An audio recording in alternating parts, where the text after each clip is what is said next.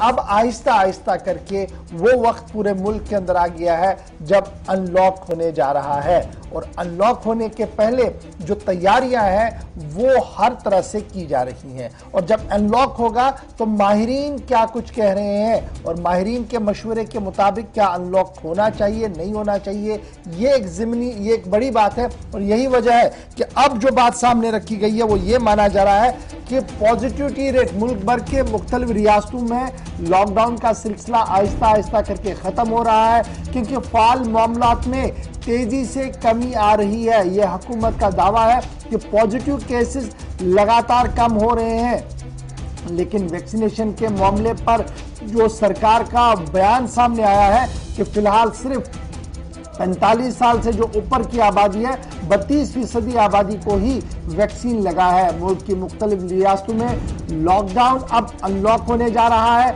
और अनलॉक करने के लिए ये बात काफ़ी ज़रूरी बताई गई है कि सभी डिप्टी कमिश्नर्स अपने इलाके के अंदर पॉजिटिविटी रेट को देखें। अगर 5 या 8% के आसपास रेट है तो अनलॉक करने की इजाज़त हो, लेकिन जब अनलॉक हो तो मरहलावार तरीके से हो, बैक वक्त अनलॉक ना किया जाए और लोगों के जमाव को यकीनी ना बनाया जाए, यानी आहिस्ता आहिस्ता करके मरहलावार तरीके से सब चीज़ों को चलने की इजाज़त दी जाए। माहिरीन ने लगातार ये मशवरा दिया है। महकमा सेहत की तरफ से भी एदाद शुमार जारी कर दिए गए हैं, जहां ये कहा गया है कि पॉजिटिविटी रेट 5% से भी कम आहिस्ता आहिस्ता हो रही है।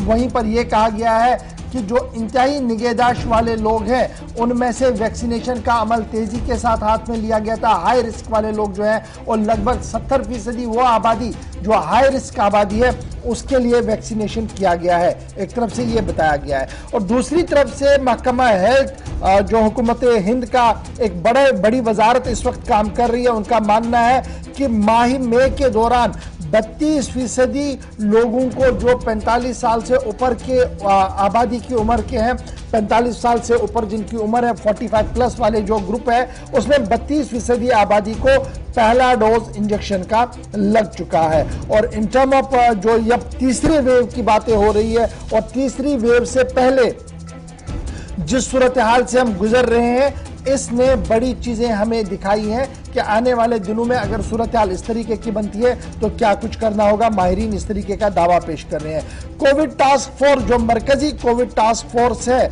उनके जो सरबराह है, उन्होंने एक बात की वजाहत जरूर कर दी है कि अगर वैक्सीन एक लगी है, यानी किसी ने कोविशील्ड लगाई है, तो उसका दूसरा डोज भी कोविशील्ड ही लगना चाहिए, वो कोवैक्स नहीं लगा सकता है। और जिसने कोवैक्सीन लगाई है वो कोविशील्ड नहीं लगा सकता है। ये डॉक्टर वीके पॉल, ये कोविड टास्क फोर्स के जो हेड है, उनकी तरफ से ये साफ कर दिया गया है कि बराबर जो रहनुमा खतूत 2 डोजेस के हवाले से दिए गए हैं उन्हीं पर पूरे मुल्क के अंदर काम करना होगा।